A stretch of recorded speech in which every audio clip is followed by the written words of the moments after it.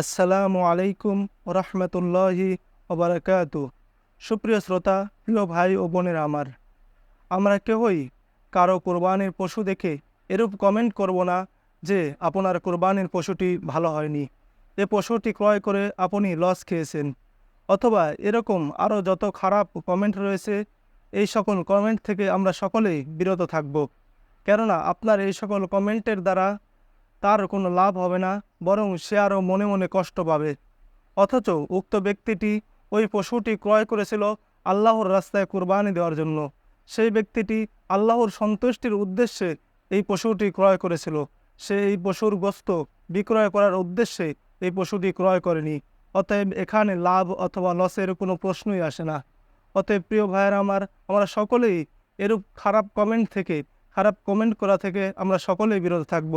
সাথে সাথে আমরা সকলেই যখন কারো কোরবানির পশু দেখব, তখন এরূপ কমেন্ট করব, মাশাআল্লাহ, অনেক সুন্দর হয়েছে।